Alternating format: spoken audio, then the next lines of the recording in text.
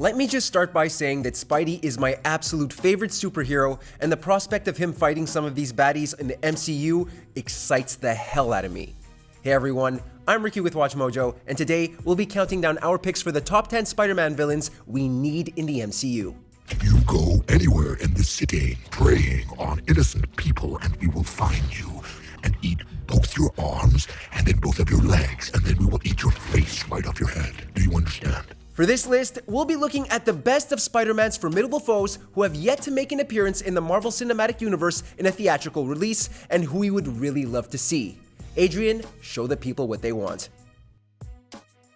Number 10, Morbius. I'll feed on you. You don't want to feed on me. You don't know where I've been. First appearing in 1971 when the Comics Code Authority changed their stance on vampires and other such creatures, Morbius is among Spider-Man's most interesting foes.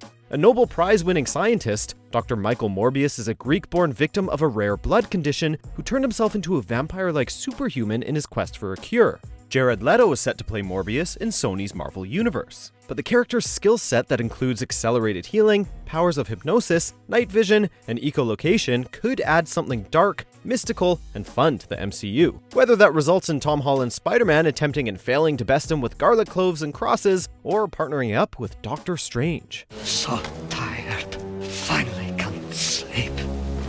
Yes. Number 9, Black Cat. Who are you? Just a stray black cat. You're definitely getting enough vitamins.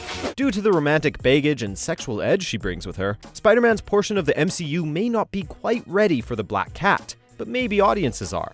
Frequently rumored to appear in, but ultimately cut from previous Spider-Man films, and attached to a long-in-development Sony outing, Black Cat in the MCU could be the best and worst thing to ever happen to young Peter Parker. Essentially a highly trained, overqualified cat burglar, Black Cat is more grounded than some Spider foes, while her alter ego Felicia Hardy's photography skills would mesh or clash well with Peter's traditional career path, all while offering complex feels and hormonal mind clouds along the way. Spider, you really do have to take better care of yourself. Number 8, Sandman. One of the few universally praised highlights of Spider-Man 3, Sandman's return to the big screen could be a boon to the MCU. Debuting in 1963, he's one of the webhead's oldest villains, complete with an origin story just sci-fi enough to set precedent for less grounded characters like the Fantastic Four. With his sand-based shape-shifting abilities, Sandman could be a perfect fit in an increasingly fantastical MCU, while he's often depicted as being morally complex enough to warrant audience interest. Plus, he's as strong as the Thing, can throw down with the Hulk, and has had membership in both the Sinister Six and the Avengers. I forgive you.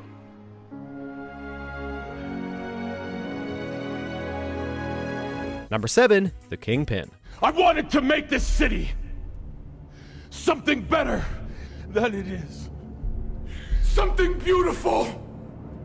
You took that away from me! Technically, the Kingpin is already in the MCU as the main antagonist of the Netflix Daredevil series, but the overlap between the episodic MCU and the theatrical MCU has never been all that firm, and Vincent D'Onofrio's Kingpin has not yet made his way onto the big screen. With Kingpin would come a grounded, street-level, NYC-based, engaging criminal realm for Spider-Man to battle, and perhaps also set the groundwork to pull in some of the better Spider thugs or even pull elements of the Daredevil canon onto the big screen. Additionally, Kingpin is one of the few normal humans who could take Captain America in a fistfight and was an enemy to Hydra and the Magia crime syndicate. You like my new toy? Cost me a fortune, but hey, can't take it with you, right? Number 6, the Lizard.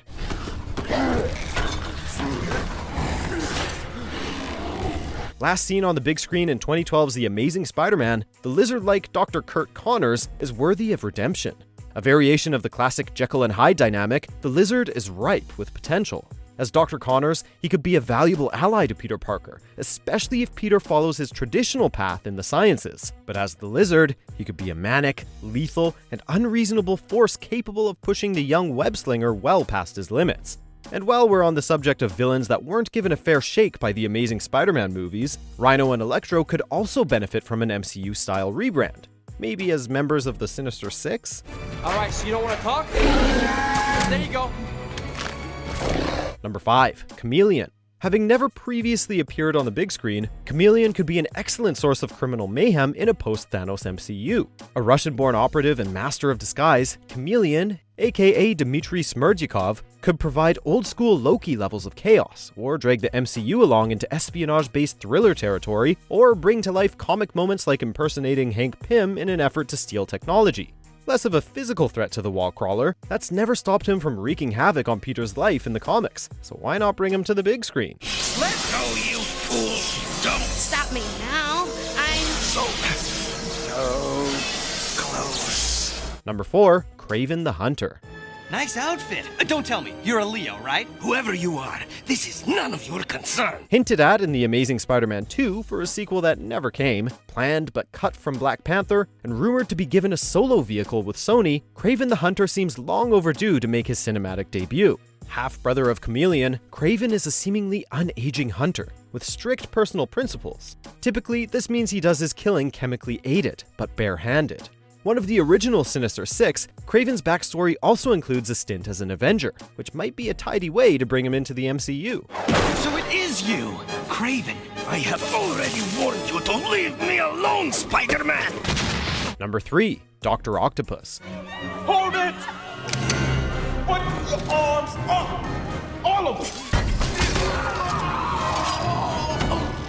Previously seen in Sam Raimi's Spider-Man 2, Doc Ock could be a perfect fit for the often tech-heavy MCU.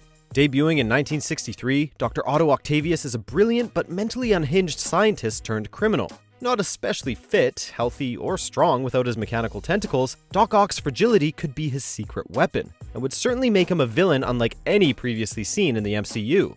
Sure, we already have a terrific big-screen version of this classic Spidey villain, but who would say no to seeing Tom Holland's Spider-Man take on Doc Ock? Number 2. Green Goblin. Now that you've really pissed me off, I'm gonna finish her nice and slow. Featured in both the Raimi and Webb franchises, comic book films, especially those in the MCU, may finally be ready for a comic-accurate Green Goblin. The product of Norman Osborn's quest for increased strength and intelligence, the Goblin is the manifestation of madness. Osborn is already a textbook delusional narcissist. Add in the Goblin serum, some high-tech toys, and a man purse full of pumpkin bombs, and Spider-Man might just have more trouble on his hands than he can handle. Plus, even if Parker and friends bring the Goblin down, there's always Harry waiting in his father's shadow.